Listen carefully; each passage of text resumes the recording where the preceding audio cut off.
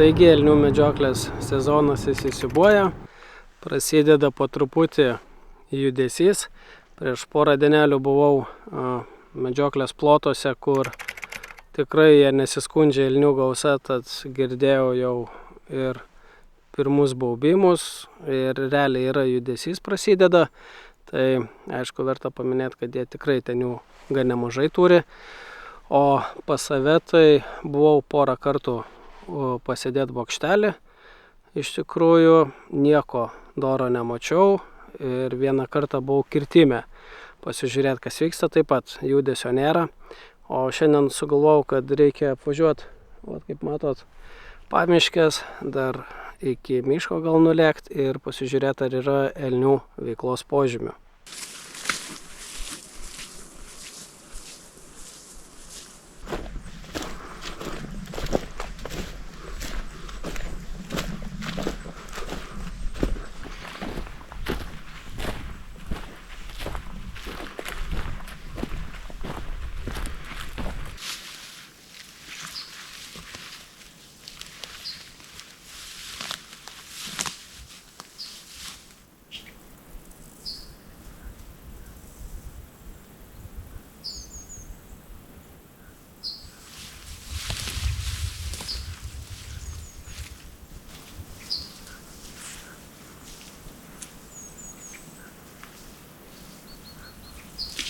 Tai prasėjau pro kirtimą, nieko, visai tuščia, kažkaip judesio nėra. Keista. Nors aš iš tikrųjų esu matęs su termovizorium vakare, kad būtent iš šitos vietos į palaukę išeina, bet kažkaip visiškai jokių ženklų, nei patrintų krūmų, nieko visai. Tai manau, keliaujam toliau.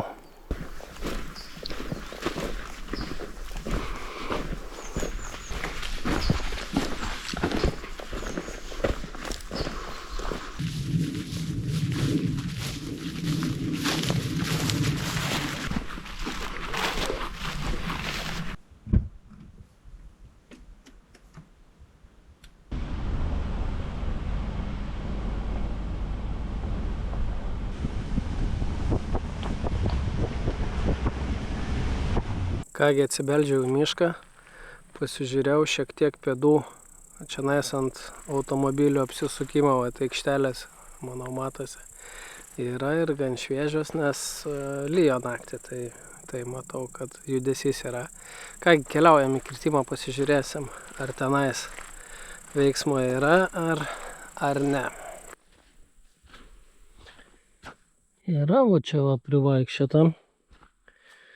Ir elnių, mačiau ir šernų pėdų. Tai panašu, kad šitam gale kažkokio judesio yra.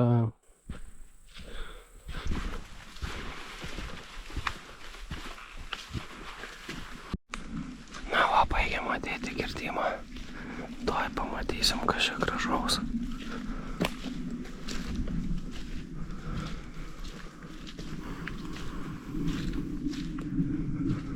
Matomumas tai labai neblogas.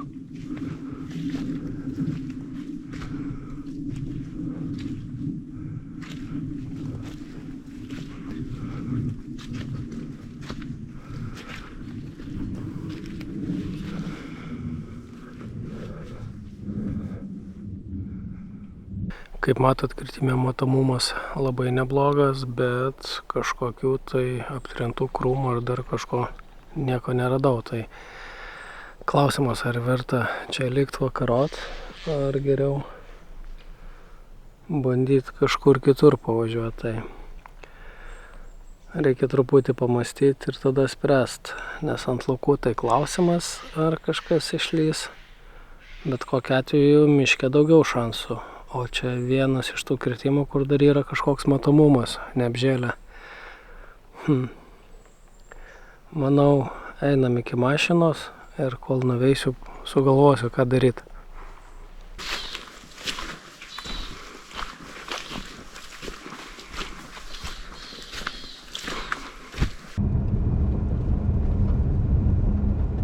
Žodžiu, pagalvojau, kad važiuoju kitur. Šiaip fainas kirtimas, nieko kaip ir traukia pabūt, bet yra vienas niuansas, kad labai provėžos didelės, mišką kaip tempia ir jeigu ten sumedžiot, tai ten tokia krūva reikalų, kad vajai, o tų reikalų kaip ir nelabai norisi prisidaryti savo valia, tai galvoju, važiuojam, pasižiūrėsim kur nors kitur.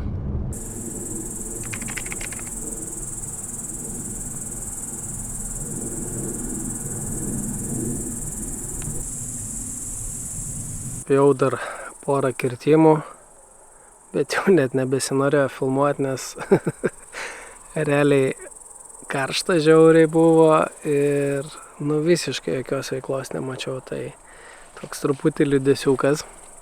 Bet ką padarysi, tikriausiai dar nelaikas. Tai dabar jau tokia prie blandėlė dedasi, manau, kad sekančius vaizdus pamatysit jau per termovizorių, jeigu kas išeis, o mano planas pamiškiai prie burokų lauko pabandyti palaukti gal šernų, gal dar koks elnias išlys, nes su akim dar visai neblogai matosi, bet kamera jau truputį darosi per tamsu, tai keliauju į palaukę ir žiūrėsim, kas pasirodys ant burokų lauko.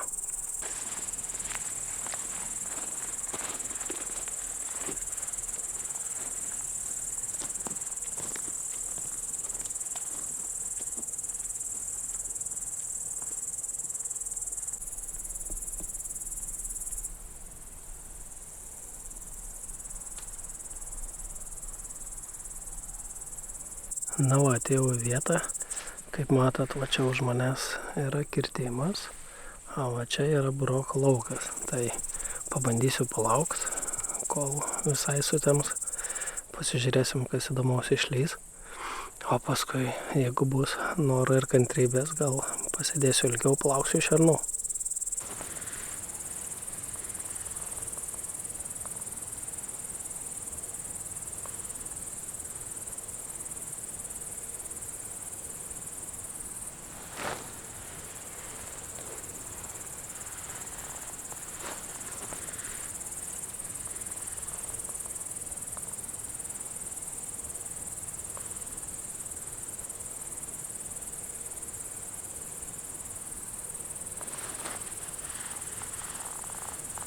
Prie burokų lauko ilgai neužsibuvau, nes pakilo rūkas ir šansų nedaug, kad ir tą patį šerną sumedžioti, nes įjungus prožektorių, tai tenais bus balta graži siena. Tai dar grįždamas prasukau pro plotus, tai ant vieno lauko radau elnių bandą. Tai va jau čia darosi įdomu, bet kiek žiūrėjau, liktais patino kažkaip tokio rimto ir nemačiau, nes tankiai iš toliau žiūrint su termovizorium, patino kaklas būna juodas žiūrint per termovizorių, tai tenais daugmaž visi vienodi, ar ten patelės gal su jaunesniais, nežinau, bet kokiu atveju verta patikrint, tai čia ateinantiems laikams pasižiūrėsim, jeigu neišeis iš to lauko, tai reikės kažkur bandyti atsisėsti ir vieną vakarą pasėdėti ir pasižiūrėti, kas ten išlenda. O šiandien tai tiek. Tokia paprasta medžioklė, daug apvaikščiota, daug apžiūrėta, rezultato nėra, bet kokiu atveju buvo fainai pabūt gamtoj. Tai ačiū, kad žiūrėjot ir pasimatysim kitą kartą.